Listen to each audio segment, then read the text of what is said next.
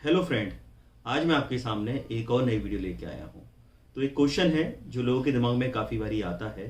वो क्वेश्चन ये है कि जब हम अपने पार्टनर के साथ सेक्स कर रहे होते हैं, तो जब हम सेक्स कर लेते हैं तो सेक्स करने के बाद जब हम अपना लिंग बाहर निकालते हैं वेजाइना से, तो उस टाइम पर कुछ वीर्य बाहर निकल आता है।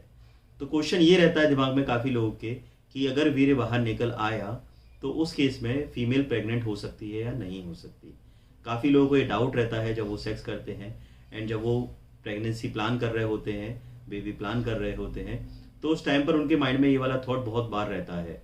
वो सेक्स करते हैं, सेक्स करने के बाद जो वीर होता है वो बाहर निकल आता है एंड उनको ये लगता है कि वो प्रेग्नेंट नहीं हो सकती या फिर वो प्रेग्नेंट हो भी सकती है। तो इसके बारे में हम थोड़ा डिटेल में बात करेंगे कि ऐसा करने से होता क्या है। तो आप लोगों को ये पता ही होगा कि जब आप सेक्स करते हैं तो सेक्स करने के बाद जो सेक्स की अंतिम जो सीमा है, अंतिम सीमा ये है कि जो वीर है वो वीर बाहर निकलता है। वीर बाहर निकलने की दो कंडीशन होती हैं। या तो आप कॉन्ट्रासेप्टिव यानी कॉन्डोम्स होते हैं वो आप यूज़ करते हैं, या फिर आप कॉन्डोम यूज़ नहीं करते। अगर आप कॉन्डोम यूज़ करते हैं तो जो वीर है आपका वो लास्ट में कॉन्डोम में निकल जाता है।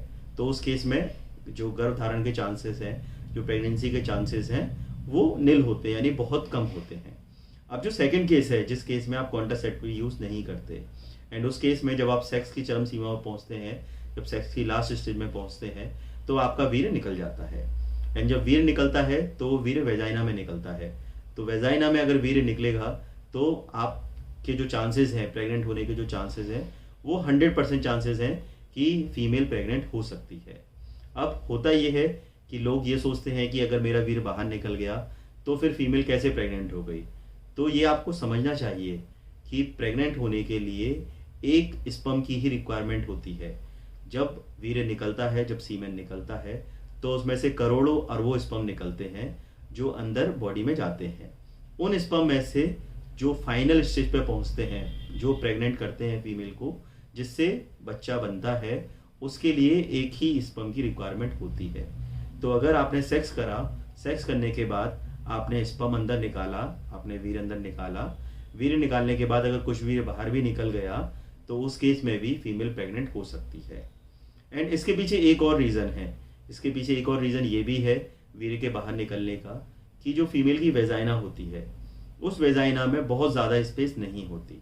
अगर आप इमेज में दिए हुए, जो मैंने इमेज साइड में आपको दिख रही होगी, अगर आप उस इमेज में भी देखेंगे तो जो वेजाइना होती है वो वेजाइना का साइज़ बहुत ज़्यादा नहीं होता बड़ा।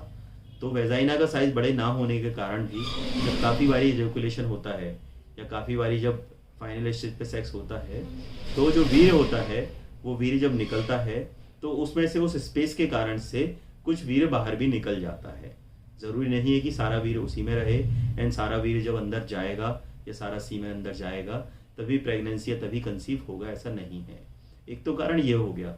दूसरा कारण ये होता है कि जब आप कहीं भी किसी भी पोजीशन में जब आप सेक्स कर रहे होते हैं, तो जब आप सेक्स कर रहे होते हैं तो बाहर से आप अपने पीनस के थ्रू प्रेशर अंदर डालते हैं। जब प्रेशर आप अंदर डालेंगे एंड प्रेशर जब लास्ट स्टेज पर होगा, जब लास्ट स्टेज पे आपका सीमेन बाहर निकलेगा, तो आप उसी पर्टिकुलर प्रेशर के साथ आप अपने लिंग को बाहर निकालते हैं।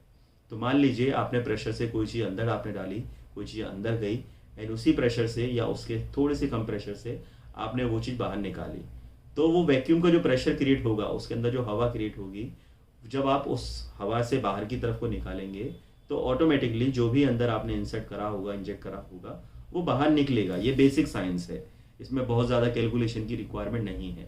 तो उस केस में भी जो सीमेन होता है, जो वीर्य होता है, वो बाहर निकल आता है।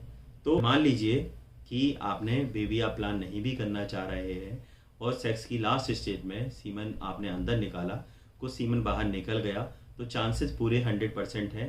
लेकिन अगर आप प्लान नहीं करना चाह रहे हैं तो आप डॉक्टर से डिस्कशन कर सकते हैं एंड कुछ कॉन्ट्रासेप्टिव पिल्स आती हैं, उसके लिए मैंने वीडियो ऑलरेडी शेयर किया हुआ है।